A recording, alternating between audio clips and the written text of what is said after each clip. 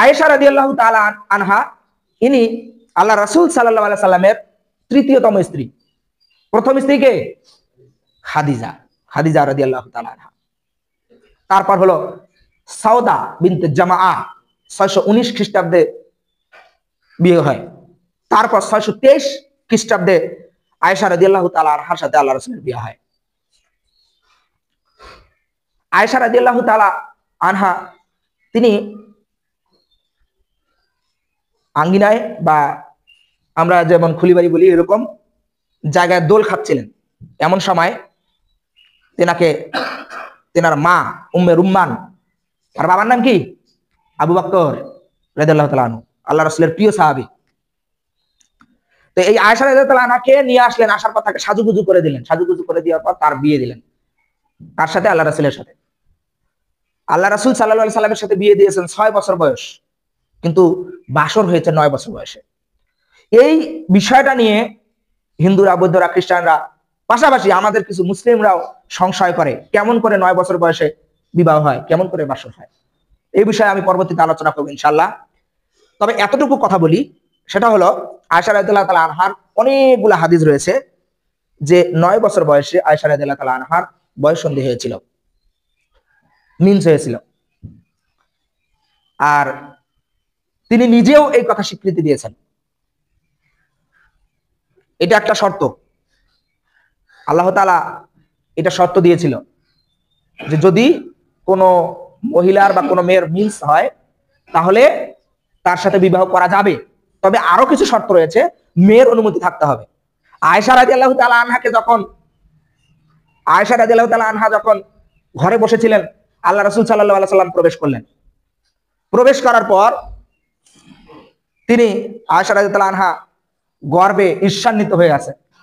আয়েশা, রাসূল সাল্লাল্লাহু আলাইহি ওয়াসাল্লাম বলছেন, তুমি কেন এরকম গর্বে ঈর্ষান্বিত হয়ে আছো? তখন আয়েশা রাদিয়াল্লাহু আনহা বললেন, আমি আপনার মতো স্ত্রী হতে পেরেছি, এতে তো আমি মহা খুশি, আমার অহংকার হচ্ছে, আমার অহমিকা হচ্ছে। তার আল্লাহ রাসূল সাল্লাল্লাহু আলাইহি সাল্লাম বললেন, তোমাকে তো শয়তান ধরেছে। অহংকার কাকে ধরে? যাকে শয়তান ধরে তারই অহংকার হয়। আল্লাহ রাসূল আয়েশা রাদিয়াল্লাহু আনহার যে স্বামী, এজন্য তিনি খুশি হয়ে গেছেন। সকলে বলে সুবহানাল্লাহ। আল্লাহ রাসূল যখন আয়েশা রাদিয়াল্লাহু আনহাকে বলেছিল, তুমি কি আমার সাথে বিয়ে বসতে রাজি? তোমার বাবাকে বলে আসো। তিনি বলছেন, আমার বাবাকে আমি কি বলবো, আমার বাবা এমনিতেই খুশি হয়ে গেছে। সকলে বলে সুবহানাল্লাহ। আমি খুশি, আমি রাজি। এরকম বহুত হাদিস রয়েছে। আর এখনকার যারা নাস্তিক তারা বলে যে এটা নাকি ধর্ষণ, এটা নাকি বিভিন্ন আর কি কথা বলে, এটা অবিচার, এরকম বলে। মনে রাখবেন, মরুভূমির রাষ্ট্র আর আমাদের এগুলো হচ্ছে মরুভূমির রাষ্ট্র নয়। এই রাষ্ট্রগুলো শীত প্রধান দেশ, এই রাষ্ট্রগুলোতে বয়ঃসন্ধি হয় অনেক স্লোলি, সময় নিয়ে। আর মরুভূমির রাষ্ট্র গ্রীষ্ম প্রধান দেশ, এই রাষ্ট্রগুলোতে বয়ঃসন্ধি হয় খুব দ্রুত। আমার পড়ার মধ্যে অনেক কিছুই হয়তো বা স্কিপ হচ্ছে, আমার যতটুকু মাথায় আসছে ততটুকু আমি বলতেছি আপনাদের। তো আমি বলতে চাচ্ছি যে আয়েশা রাদিয়াল্লাহু তাআলা আনহা ছিলেন একজন জ্ঞানবতী মহিলা, একজন জ্ঞানী মহিলা। সাহাবীদের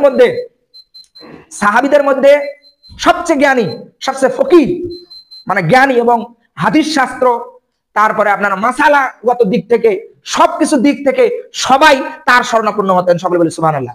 কার শরণাপন্ন? আয়েশা রাদিয়াল্লাহু তাআলা আনহা। তিনি আল্লাহ রাসূলের বর্ণনা দিতেন এত সুন্দর করে যে মনে হতো আমি কেন আর রাসূলের যুগে জন্মগ্রহণ করিনি। আসলে আয়েশা রাদিয়াল্লাহু আনহার বর্ণনা দিতে গিয়ে আমার সময় শেষ হয়ে যাবে। আমি আর 5-7-10 মিনিটের মধ্যে উহুদ যুদ্ধের সংক্ষিপ্ত ইতিহাস আপনাদের সামনে বলার চেষ্টা করব। তো আয়েশা রাদিয়াল্লাহু তাআলা আনহা তিনি হাদিস বর্ণনা করেছেন বুখারী মুসলিম দুইটাতে মিলে 174টি। কয়টি? 174টি। সর্বমোট আয়েশা রাদিয়াল্লাহু তাআলা আনহা হাদিস বর্ণনা করেছেন 2210টি। সকলে বলে সুবহানাল্লাহ। তিনি এত হাদিস মুখস্থ রেখেছেন কেমনে, সেটা একমাত্র আল্লাহ তাআলার রহমত। এত হাদিস মুখস্থ করেছেন। তিনি যখন বাইরে সফরে যেতেন তিনি তাবু গাড়তেন। সেখানে বিভিন্ন সাহাবী পর্দার আড়াল থেকে তার কাছ থেকে মাছালা জেনে নিত। আয়েশা রাদিয়াল্লাহু আনহাকে আল্লাহ রাসূল সাল্লাল্লাহু আলাইহি সাল্লাম বললেন বিয়ের আগে আল্লাহ রাসূল সাল্লাল্লাহু আলাইহি সাল্লাম একটা স্বপ্ন দেখেছেন। এই স্বপ্নের কথা আয়েশা রাদিয়াল্লাহু তাআলা আনহাকে বলছেন। কি বলছেন? যে আয়েশা, উরিতুকি ফিল মানাম সালাসা লায়াল। আয়েশা, আমি স্বপ্নে তোমাকে বিয়ের আগে তিনবার দেখেছি। সকলে বলে সুবহানাল্লাহ। ফেরেশতা আমাকে এসে তোমাকে দেখিয়েছে একটা রেশম, একটা সিল্কের চাদরে মুড়িয়ে তোমাকে দেখিয়েছে। বলছে দেখো তো, দেখো তো, দেখেন এটা আপনার স্ত্রী, আপনার সহধর্মিনী। ফেরেশতা বলছে আল্লাহ রাসূল সাল্লাল্লাহু আলাইহি ওয়াসাল্লামকে, দেখেন এটা আপনার স্ত্রী। তখন আমি চিন্তা করলাম আমার স্ত্রী কে, দেখি তো। তখন আল্লাহ রাসূল সাল্লাল্লাহু আলাইহি সাল্লাম রেশমের যে কাপড় মোড়ানো, এই রেশমের কাপড় মোড়ানোটা এভাবে আস্তে আস্তে করে খুললেন। খোলার পর তিনি দেখলেন যে এত সুন্দর নুরানি চেহারা, যার নুরানিতে মুগ্ধ হয়ে গেলেন আল্লাহ রাসূল সাল্লাল্লাহু আলাইহি সাল্লাম, এবং দেখলেন এ তো আয়েশা রাদিয়াল্লাহু তাআলা আনহা। সকলে বলে সুবহানাল্লাহ। তখন তিনি আল্লাহ রাসূল সাল্লাল্লাহু আলাইহি সাল্লাম বললেন যে আমি তখন আল্লাহ তাআলার কাছে বললাম, আসলে যদি আমার এই সহধর্মিনী হয় তাহলে তো খুবই ভালো হয়, কিন্তু আমি বলিনি। এই কথাটা বিয়ের আগে আল্লাহ রাসূল সাল্লাল্লাহু আলাইহি সাল্লাম বলেননি, বিয়ের পরে এই কথাটা আয়েশা রাদিয়াল্লাহু তাআলা আনহাকেই বলছেন, অন্য কাউকে বলেনি। আচ্ছা, এবার উহুদ যুদ্ধের সংক্ষিপ্ত